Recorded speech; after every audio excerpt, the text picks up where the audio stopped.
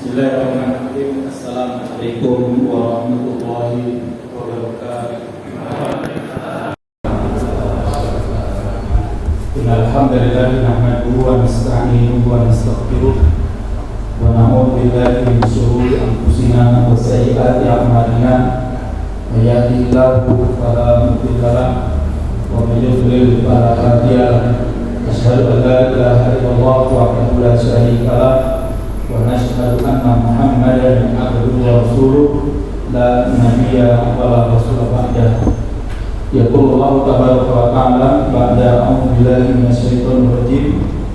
Ya ayyuhalladzina amanu taqullaha haqqa tuqatih wa la tamutunna illa wa antum muslimun. Ya ayyuhan nasu taqu rabbakumul ladzi khalaqakum min nafsin wahidah wa khalaqa minha zawjaha wa batsa minhuma rijalan katsiran wa nisaa'a wattaqullaha alladzi tasaaluna bihi wal arham innallaha kana 'alaikum raqiba. Ya ayyuhalladzina amanu taqullaha wa qulu qawlan sadida yuslih lakum a'malakum wa yaghfir lakum dhunubakum wa may yuti'illaha wa rasulahu faqad faza fawzan 'azima. Amma ba'du, fa inna asdaqal hadits kitabullah wa inna afdalal hadi hadi Muhammadin sallallahu alaihi wasallam wa inna syarral umuri muhdatsatuha wa kullu muhdatsatin bid'ah wa kullu bid'atin dhalalah wa kullu dhalalatin finnar. Ikhwan fillah arsan warsalakumullah. Bapak dan ibu-ibu, para ikhwan wal akhwat yang mudah-mudahan dimuliakan oleh Allah Subhanahu wa taala. Alhamdulillah, pada malam hari ini kita kembali bersyukur kepada Allah. Di Kamis malam kali ini kita bisa hadir kembali di majelis pengajian rutin di Masjid Baitur Rahmah ya, Baitur Rahman ya. Gagak sifat yang mudah-mudahan dimuliakan oleh Allah Subhanahu wa taala. Toib Bapak Ibu sekalian, pada malam hari ini malam yang tentunya tidak boleh kita lupakan. Tanggal 30 September ya, 30 September tahun 1965. Sekarang 2021, berarti sudah berapa tahun itu? 61 ya, 60 segitu ya, 56 ya, 56 atau 66 tahun, 56 ya, 56 tahun yang lalu telah terjadi sebuah peristiwa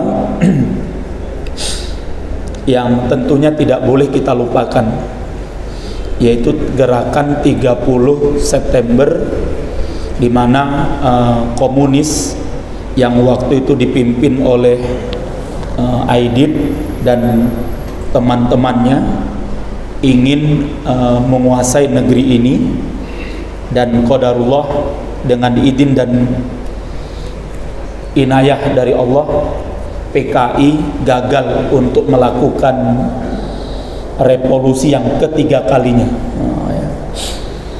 Karena selama komunisme berdiri di Indonesia, sejak pertama berdirinya adalah 23 Mei 1920 ya.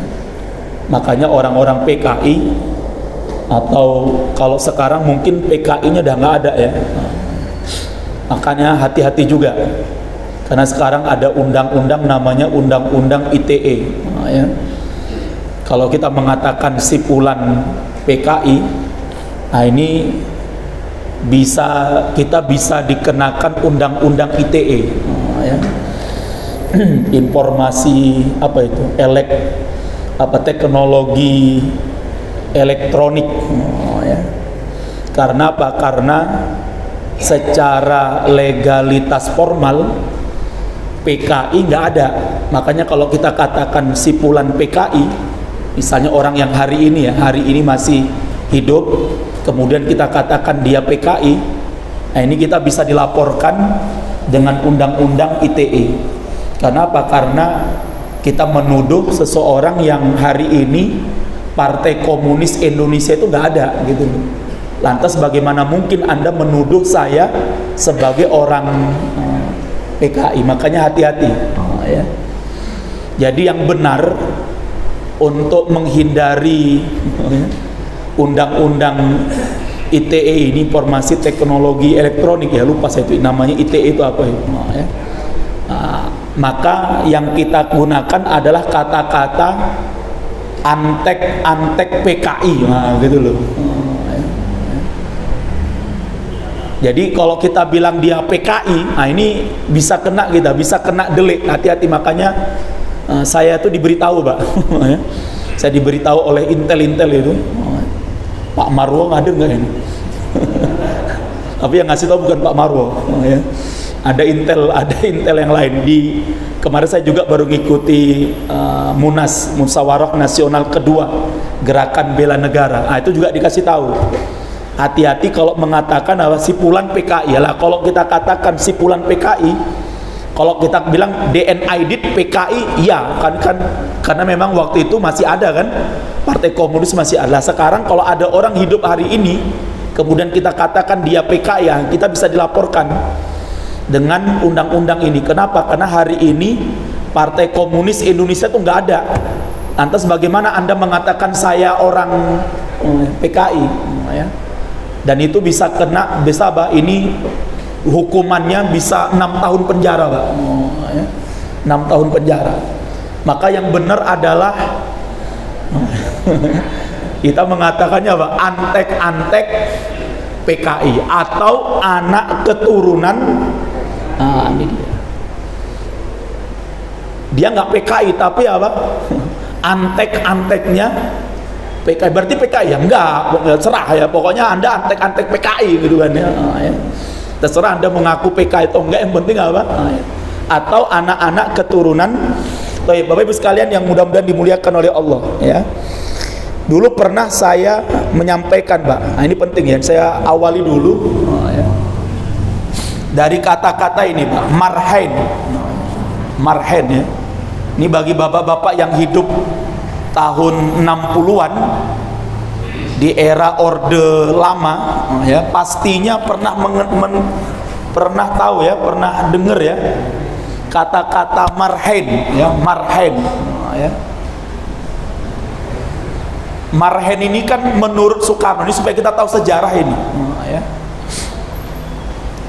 Karena menurut Soekarno, marhen ini kan orang yang paling memberi inspirasi kepada Soekarno kan gitu, ya. Lah seharusnya kalau ada orang yang begitu penting bagi sejarah Soekarno, tentunya kan ini ditulis dalam catatan sejarah, Pak. Ya. Oh, sekelas gurunya saja yang bernama Cokro Minoto saja, Soekarno aja nggak membuat kata-kata Cokrominotoisme, nggak ada kan? Ada nggak kira-kira? Nggak ada. Padahal ini gurunya loh. Ini guru yang nggak bisa disangkal. Nah, ya.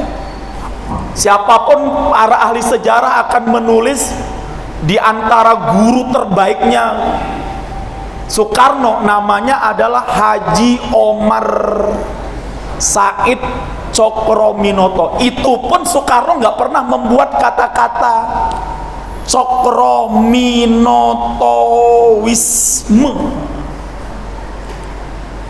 Tapi anehnya Soekarno pernah bercerita tahun 1920-an ya. Dalam beberapa tulisan Soekarno menyebutkan tahun 1927 Soekarno bertemu dengan seorang petani. Waktu itu katanya Soekarno bolos kuliah, bolos kuliah atau bolos sekolah lah gitu ya. Kemudian naik ontel, ya. Kemudian Soekarno ngelewati sawah-sawah di Bandung sana, lah ketemu dengan seorang petani yang menggugah hati Soekarno, yang menginspirasi Soekarno. Ketika ditanya oleh Soekarno, nama Anda siapa Pak Petani? Oh, ya. Nama saya Marhen. Untuk apa Anda bertani? Oh, untuk hidup. Bagaimana Anda bertani? Oh, saya pagi sudah ke sawah sampai malam. Akhirnya apa? Inilah yang menjadikan Soekarno, menginspirasi Soekarno untuk membela kaum petani. Sehingga kemudian dia mendirikan sebuah organisasi, bahkan kalau nggak salah sampai partai namanya Marhain, yang kemudian dikenal dengan juga Marhainisme. Diambil dari nama seorang petani yang bernama, ini kan berarti kan orang hebat ini, Pak. Tapi ternyata nggak ada buku yang nulis biografi Marhen. Dia petaninya di mana, omahe neng di, sawahe neng di, kalau saiki mati kuburannya neng di, wah kan? Karena ini tokoh yang menginspirasi. Lah makanya oleh sebab itu banyak para sejarawan meragukan ucapan Soekarno ini yang bernama apa? Dia ketemu dengan seorang petani yang bernama Marhen. Justru ketika saya bergabung di GBN, Gerakan Bela Negara, pernah mengikuti beberapa seminar, nah ternyata di sana terbongkar ada kemungkinan Marhen itu bukan nama orang, tapi gabungan dari 3 nama yang merupakan embahe PKI. Embahnya komunis. Jadi embahnya komunis itu 3 orang ini, Pak. Ya, Karl Marx, Georg Wilhelm Friedrich Hegel dari Jerman, ya.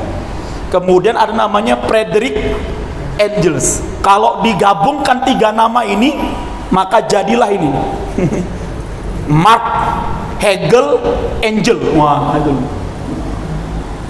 paham ya kira-kira. Jadi Marhen itu gabungan dari 3 nama. Karena kalau Anda tarik nanti silahkan cari itu di Google itu, siapa Marhen, biografi Marhen, nggak ketemu itu, Pak. Karena ini kalau ini tokoh yang begitu menginspirasi Soekarno, nggak mungkin Soekarno, apalagi setelah merdeka, pastinya Soekarno kan angkat dia jadi bapak petani kan, menteri pertanian seharusnya loh ya. Tapi itu nggak ada dalam sejarah gitu loh. Bahkan ada waktu itu ada GBN dari Jawa Barat mengatakan, kayaknya nggak mungkin lah orang Jawa Barat ngasih nama Marhen gitu. Karena orang Jawa Barat tuh nggak mungkin namanya kayak gitu loh, ya nggak lazim nama kayak gitu. Karena orang Jawa Barat tuh namanya kan nama apa ya? Namanya Islam-Islaman, kemudian kadang diulang-ulang ya. Namanya dik-dik, ya. Dung-dung ya, dudung mungkin dudung. Ya. Namanya apa? Namanya apa lagi? Dada, Rosada, sering itu kan ya. Ice, Juice, ya kan? Es jus, ya kan? Nah itu kan mungkin dari sana, itu mungkin dari Jawa Barat itu, ya. Baik ya, ini penting untuk kita perhatikan ya. Sehingga sebenarnya kalau kita baca dalam sejarah, sebenarnya hubungan Soekarno dengan komunisme itu sangat apa namanya? Sangat erat sekali. Makanya PKI dulu ya, dan antek-antek mereka pada hari ini itu tidak pernah membicarakan PKI tahun 48. Ini penting ini, Pak. Ya. Selalu yang diomongkan oleh antek-antek PKI pada hari ini, selalu yang diungkit-ungkitkan peristiwa tahun 65. Selalu itu yang diputer-puter, yang diolak-olek, yang diceritakan, selalu yang diangkat oleh mereka adalah PKI tahun 65, peristiwa 65. Mereka nggak pernah berbicara peristiwa 48. Kenapa PKI tidak pernah berbicara tahun 48? Padahal yang peristiwa itu sadis, Pak. Madiun itu ya, yang dipimpin oleh musuh itu. Berapa ribu umat Islam dibantai di sana. Tapi kenapa? Karena kalau mereka mengungkit tahun 48, waktu itu presidennya adalah siapa? Soekarno. Artinya ini sama saja senjata makan. Maka selalu yang diungkit-ungkit adalah peristiwa 65, di mana mereka mengatakan bahwa apa? PKI tahun 65 itu adalah korban. Siapa yang melakukan sebenarnya? Yang melakukan sebenarnya adalah Soeharto, karena Soeharto waktu itu gila jabatan, gila kekuasaan, maka dia kudeta Soekarno dalam rangka untuk mendapatkan kekuasaan, yang kemudian dikambing hitamkanlah PKI, sehingga PKI menjadi korban, bukan pelaku. Pelakunya siapa? Pelakunya adalah Soeharto. Maka mereka tulis itu, Pak, bukunya itu. Ada bukunya itu ya, mereka tulis bukunya. Nah, ini bukunya tebal ini ya. Ada judul bukunya itu apa ya judul bukunya? Komunis dan apa itu ya? Ntar ya, kita buka dulu. Jadi apa namanya, mereka menyebutnya dengan istilah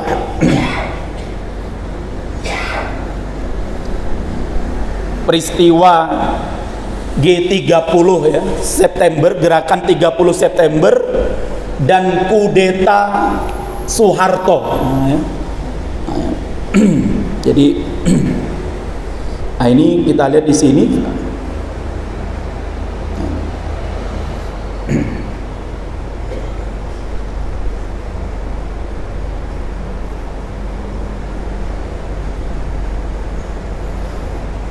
Jadi mereka menuduh bahwa gerakan 30 September itu pelakunya bukan PKI, akan tetapi adalah Soeharto ya. Ada bukunya itu. Dan kudeta, mana nih bukunya, mana ada nggak di sini?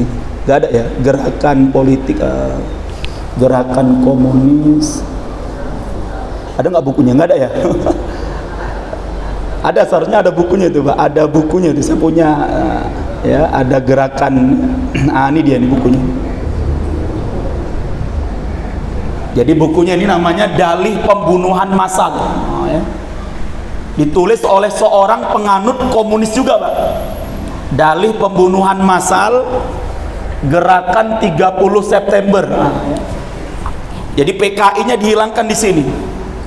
Maka sekarang banyak para jurnalis di media-media sosial, mereka tidak lagi menyebutnya dengan istilah G30 SPKI. Selalu yang ditulis namanya Gestapu, ya kan? Gerakan September 30. PKI-nya dihilangkan. Kenapa? Karena tadi ini di sini ada satu, ya. Makanya jangan kaget kalau ada yang baru-baru ini lagi rame nih, diorama patung 3 tokoh jenderal yang menghabisi PKI pada masa itu hilang dari Museum Kostrad, ya. Patungnya Soeharto, patungnya Sarwo Edi, sama Ahana Sution, ya. Tiba-tiba hilang, lenyap ketika ramai, ya. Pangkostratnya mengatakan bahwa apa? Itu diambil oleh orang yang pernah menyumbangkannya, karena orang yang menyumbangkannya merasa ketakutan, dihantui dengan kebohongan-kebohongan, ya.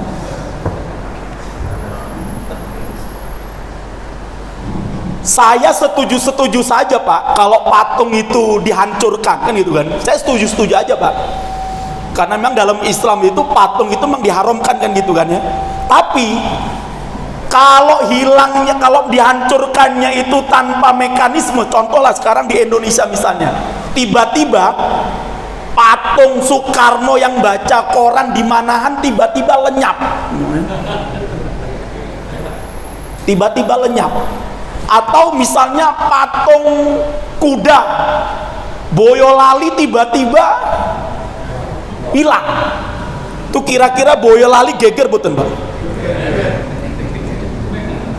Mungkin tekan gagak sifat digolei, jangan-jangan didelekin yang Masjid Baitur Rahman.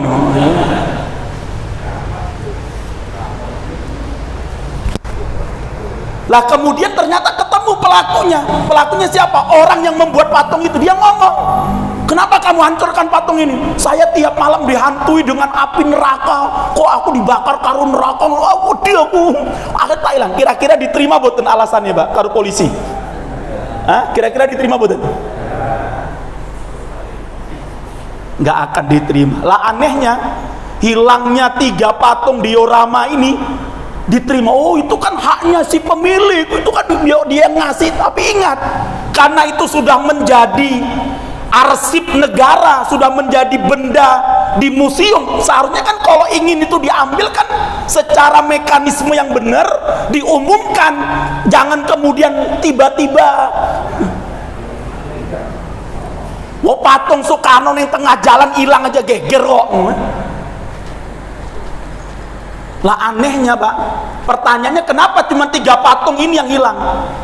Kenapa patung diorama yang lain, diorama patung yang lain tidak hilang? Lah ini oleh sebab itu, ini ada kemungkinan, ada kekuatan di belakang itu yang menyuruh untuk menghilangkan itu. Sehingga Bapak, berterkesan memang peristiwa G30 SPKI 30 September 65 itu memang apa? Itu hanyalah rekayasa Soeharto, sehingga Soeharto dapat surat perintah 11 Maret super semar, sehingga Soeharto dapat kekuasaan. Yang dijadikan korban adalah siapa? Dan ini difilmkan, Pak. Jadi buku ini difilmkan sebagai film pengganti G30 SPKI. Makanya hati-hati, jangan sampai salah nonton film. Ya. Mereka buat filmnya tuh, judul filmnya Shadow Play. Ini film dibuat tahun 2000, Pak. Ya. Jadi ketika tahun 98 Soeharto lengser itu, jadi Soeharto lengser tahun 98, maka hilanglah film G30 SPKI dari pemutaran di stasiun televisi. Ya. Kalau dulu kan saya masih ingat itu ya, pasti itu setiap 30 September TPRI ya, TPR itu pasti menayangkan apa? Film itu, pasti menayang film itu. Dan semua orang berduyun-duyun. Dulu saya masih di Aceh, Pak. TV-nya masih TV hitam putih, ya. Belum ada listrik, itu pakai aki, ya. Pakai aki itu. Wah, itu nobar. Tahun berapa nobar ya? Setiap tahun itu, Pak. Pokoknya sebelum 98 tuh tiap tahun nobar itu, film itu. Ya. Lah setelah Soeharto jatuh tahun 98, pemutaran film itu hilang dari televisi kita. Ada apa kan gitu? Siapa yang bermain? Dan baru kembali diputer itu tahun 2018. Waktu itu ada perintah dari Panglima TNI Pak Gatot Nurmantio yang menyuruh seluruh TNI dimanapun puter kembali, tonton kembali film apa? Nah, barulah waktu itu mulai, bayangkan Pak, berarti hilang berapa tahun itu penontonannya itu? Hilang berapa tahun tayangannya itu? 20 tahun. Lah ternyata Pak, selama 20 tahun antek-antek PKI nggak diem, mereka buat film. Ah, jadi kalau malam ini Pak, jadi kalau malam ini jenengan nonton filmnya G30 SPKI yang menurut mereka itu buatannya Soeharto, banyak penipuan dan sebagainya, lah antek-antek PKI nontonnya film ini, Pak. Oh, ya. Mereka tonton film ini, namanya Shadow Play ini ya. Oh, ya.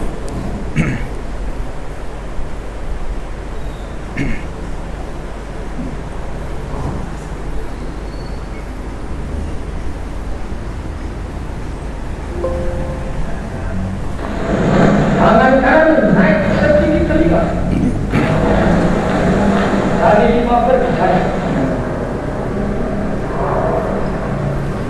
Hanya hati-hati juga ya. Jadi dulu orang-orang komunis tuh gini, Pak, anu salamnya itu. Ya, Assalamualaikum, hati-hati juga ya. Assalamualaikum. Jadi ada salam khas dari kalangan mereka dulu itu ya. Artinya itu negara kita telah merdeka. Nah, di sini ada. Nah, ya. Jadi diawali dari film ini pembantaian terhadap apa PKI ya. Jadi di film ini diawali dari apa namanya? Nah, ya, di sini ada ini ya. Saya lupa ini. Di awal-awal ini. Ya. Jadi diawali dari jadi kalau film G30 PKI itu menceritakan korban-korban yang dibantai oleh PKI, di film ini korban-korban yang dibunuh oleh militer terhadap siapa? Terhadap PKI. Jadi film ini dibolak-balikkan ya, 180 derajat.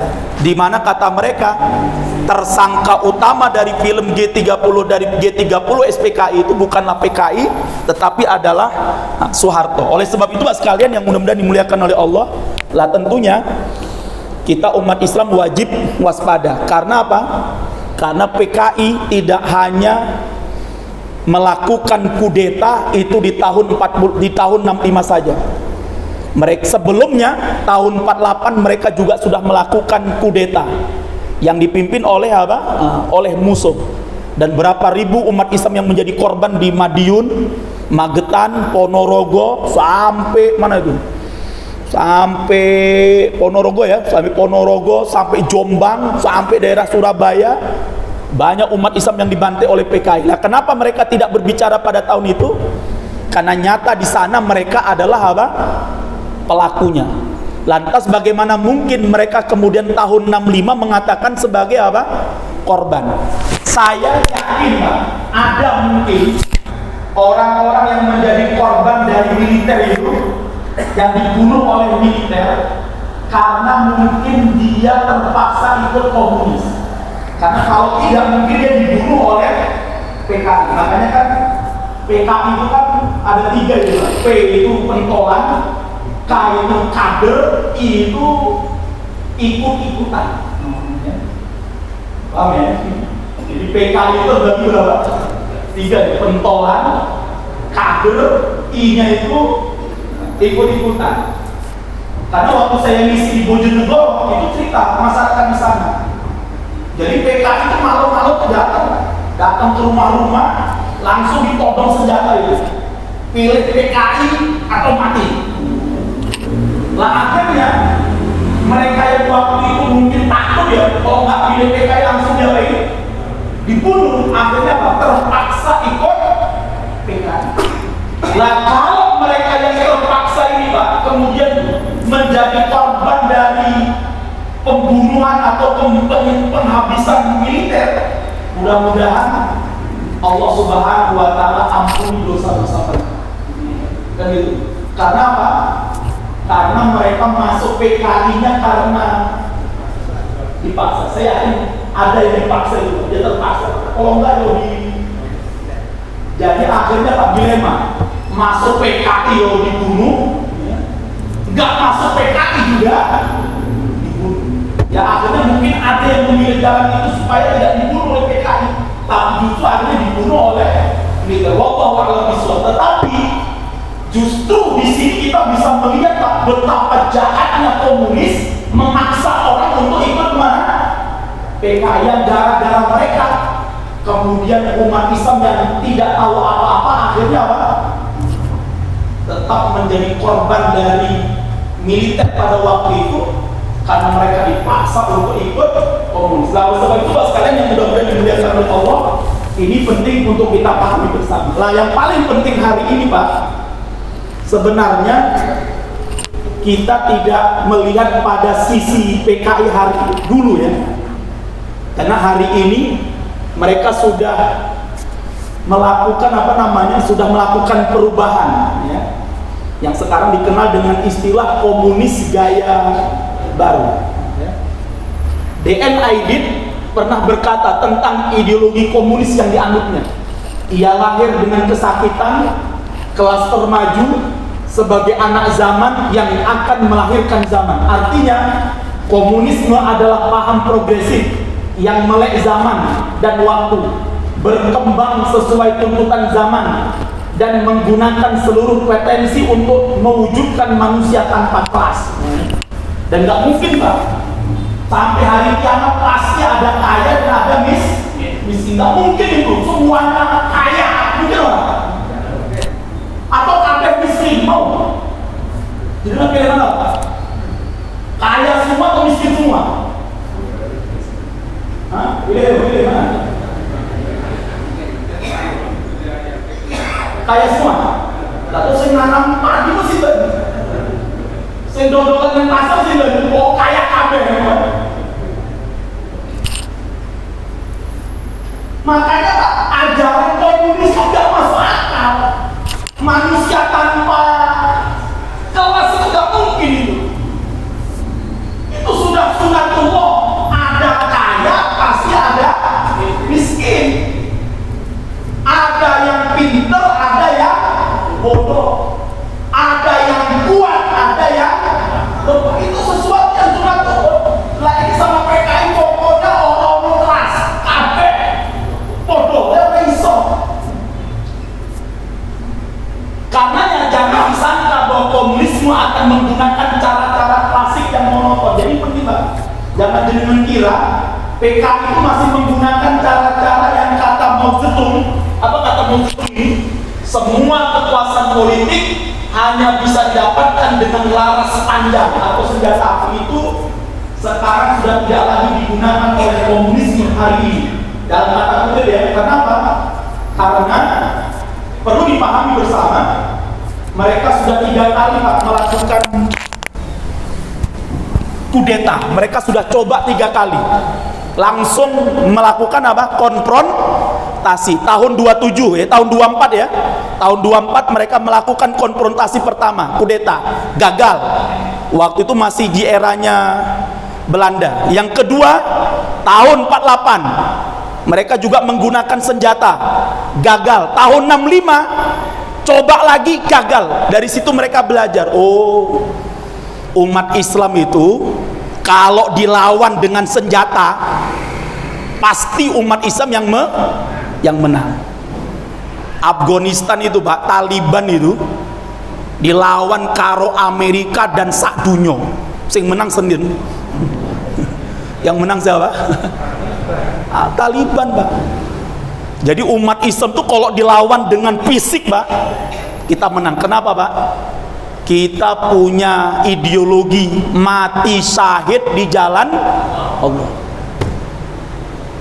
Makanya PKI, antek-antek PKI hari ini mereka sudah berpikir ulang kalau langsung konfrontasi. Makanya mereka sekarang menggunakan cara yang lebih soft, lebih lebih halus, tanpa disadari, tanpa dirasakan oleh umat Islam. Maka mereka sedikit demi sedikit bisa menguasai negeri ini. Maka perhatikan nih Pak, semua bentuk pendangkalan agama adalah bagian pemikiran komunisme gaya baru.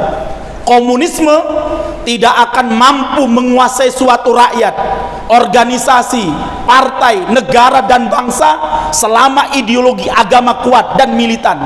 Untuk memuluskan jalan komunisme, maka satu-satunya cara adalah pendangkalan agama atas nama demokrasi, atas nama HAM, dan atas nama perang melawan terorisme dan radikalisme. Maka bermunculanlah berbagai macam narasi pendangkalan agama yang sangat masif, sistemik dan terstruktur. Ideologi Islam dan umat Islam adalah target utama dari proyek ini. Nah, ini yang harus kita pahami Pak. Inilah proyek yang sekarang sedang mereka jalankan. Sebelum 2001, sebelum 2002 ya, sebelum bom Bali 1, ini yang mereka mainkan. Liberalisme agama, pluralisme agama, dan sekularisme agama. Ketika terjadi bom Bali di pertama 2002, maka muncullah istilah terorisme. Maka masuk di sini nih. Ya, ini tadi sampai sini ya, modernisasi agama masuk di sini nih.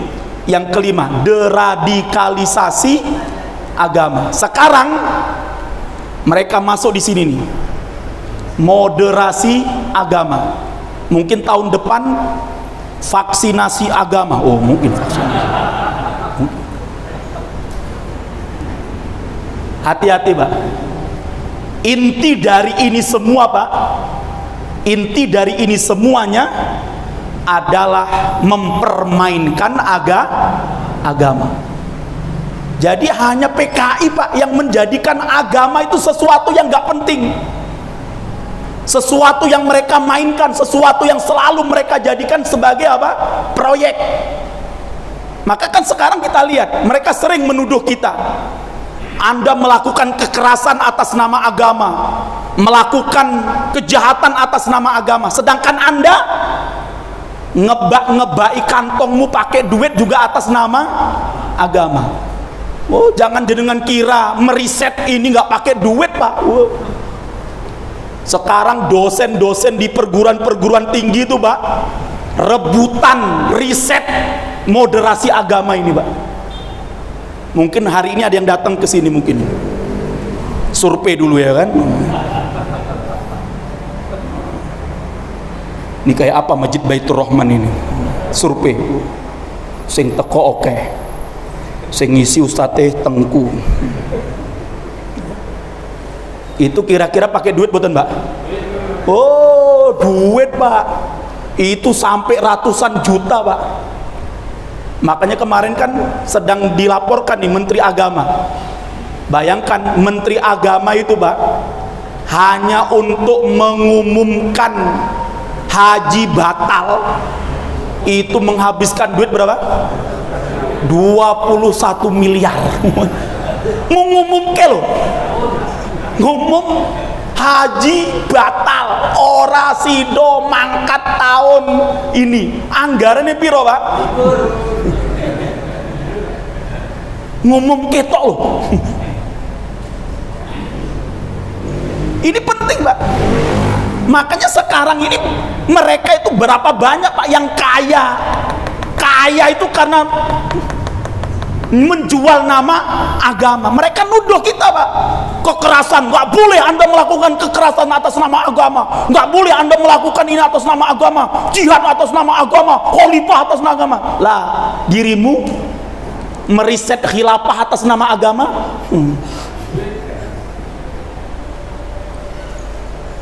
Jadi, Pak, mereka tutupi kejahatan mereka dengan menuduh. Makanya hati-hati, Pak. Moderasi agamanya, Pak, ujung-ujungnya semua agama benar. Semua agama itu benar. Ini yang mereka lawan untuk menangkal paham intoleransi agama. Sebagaimana kata seorang menteri, ya, ada menteri mengatakan apa? Musuh nomor 1 pendidikan di Indonesia. Berarti menteri apa itu? Nah, nggak usah disebutkan. Dia mengatakan musuh nomor 1 pendidikan di Indonesia adalah paham intoleransi agama. Maka kita wajib lawan dengan moderasi agama. Ujungnya semua agama itu benar, supaya nggak ada yang menganggap dirinya paling benar agamanya.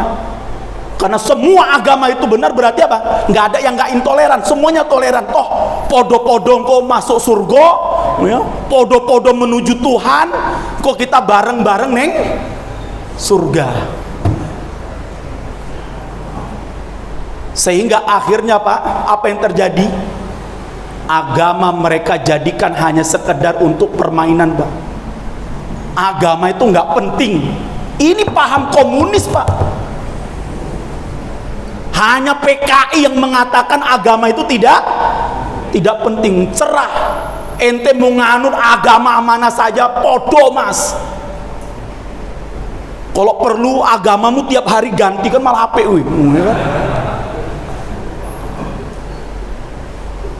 Jumat Islam, Sabtu Katolik, ke Senin Ahad Protestan, Senin Hindu, Selasa Buddha, Rabu Konghucu, Kamis netral. Pray. Pas pray mati. Wah.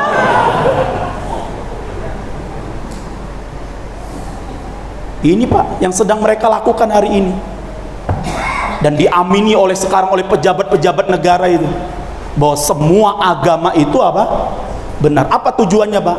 Supaya tidak ada lagi intoleransi agama. Karena salah satu paham intoleransi agama, mereka yang mengatakan agama kamilah yang benar, yang lain nggak benar. Itu paham intoleransi agama. Itu paham intoleran agama. Karena Anda menganggap hanya agama Anda yang benar, yang lainnya sesat. Berarti Anda ini intoleran, Mas.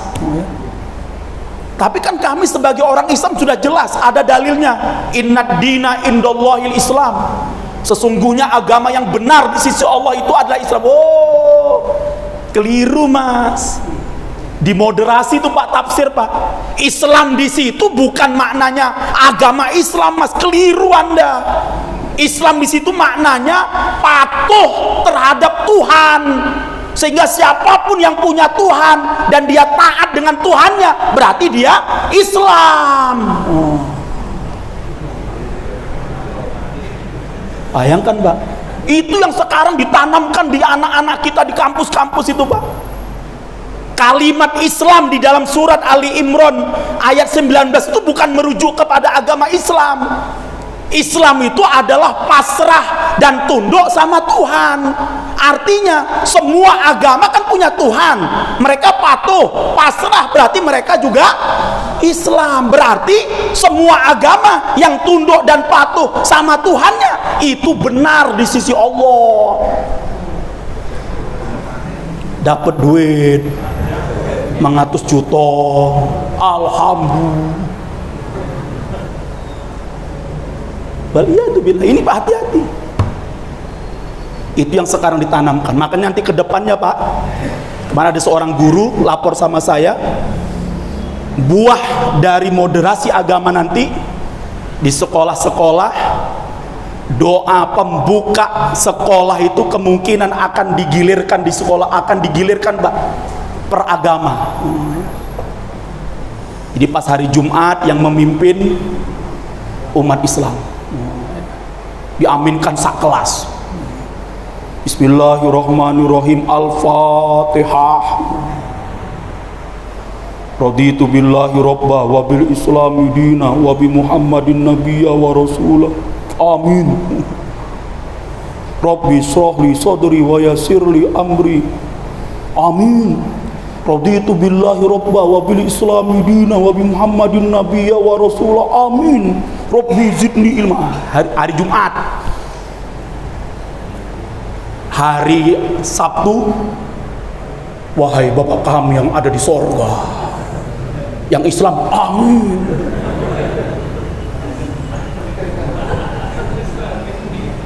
Hari Senin yang mimpin Hindu ya kan, Om Swastiastu, amin.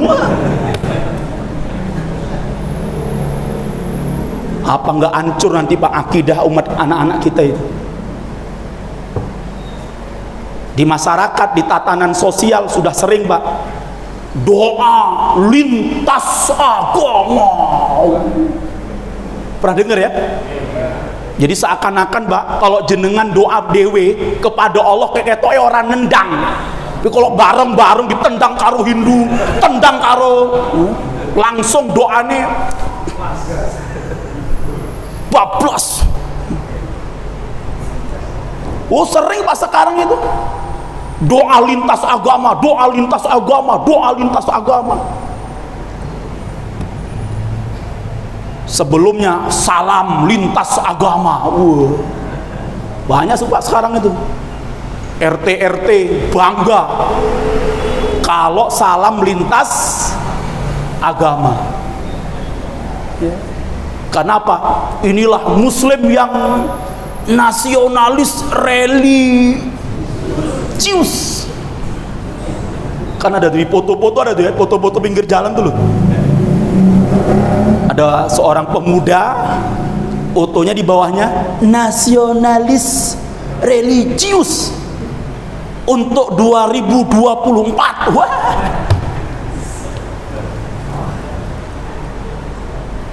Sehingga Pak, seorang muslim itu dia nggak pede Pak, hanya mengucapkan assalamualaikum warahmatullahi wabarakatuh. Hatinya nggak tenang Pak, karena dianggap tidak toleran, dianggap rasis, dianggap nggak religius, nggak nasionalis, dianggap nggak Pancasilais.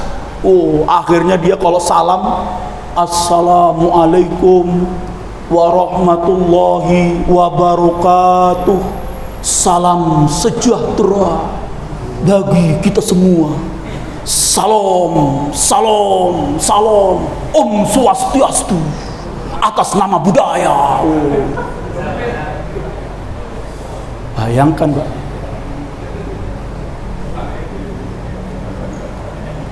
kayak gini nih Pak, akidah dihancurkan Pak. Dia nggak paham itu ketika dia mengatakan Om Swastiastu itu artinya apa.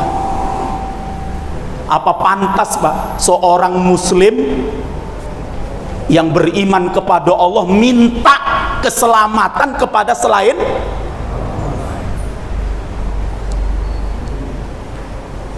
makanya saya ingatkan nih Pak ya, yang jadi RT, yang jadi RW, jadi kepala desa atau jadi kepala sekolah ya, sudah Anda bangga Pak dengan salam Anda itu, salam yang kata Allah apa? Tahiyatan mubarakatan,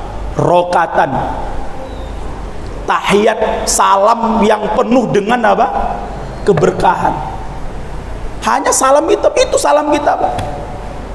Bangga kita dengan mengucapkan kalimat apa? Assalamualaikum warahmatullahi wabarakatuh. Nggak perlu Pak ditambah segak Pak apa kesejahteraan, salam sejahtera apa.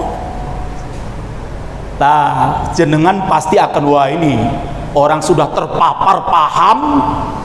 Nah, bayangkan Pak, lagi-lagi kita akan dituding Pak, yang militan dengan agamanya dibilang apa?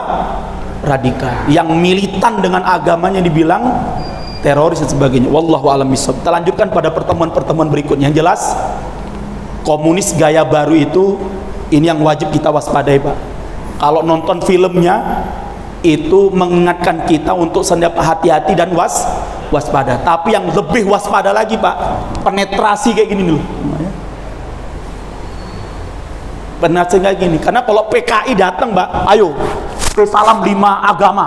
Kalau tak patahin nih gue, yakin Pak, jenengan berontak gue, ya kan? Tapi ketika datang orang, oh ini Pak, Islam itu nggak boleh kita pahamkan dengan cara yang sempit. Salam itu ya kabeh juga kan sama-sama warga jenengan juga, kan dia juga berhak untuk disalamin.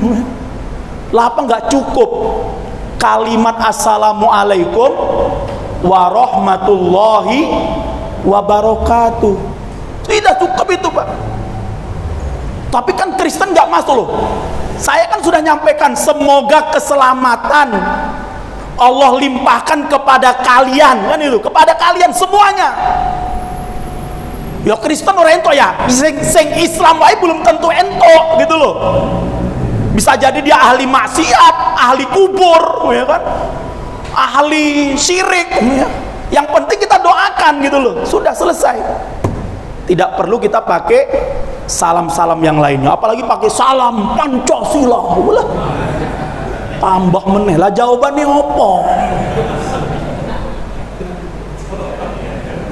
Ketemu Pak polisi, ketemu Pak Marwo, salam Pancasila. Pak Marwo jawab, 1 ketuhanan yang Maha Esa, 2 selak luwe. Wallahu a'lam bishawab. Ya, demikian kita akhiri dengan doa kafaratul majelis. Subhanakallah. Billahi taufiq wal hidayah. Assalamualaikum warahmatullahi wabarakatuh.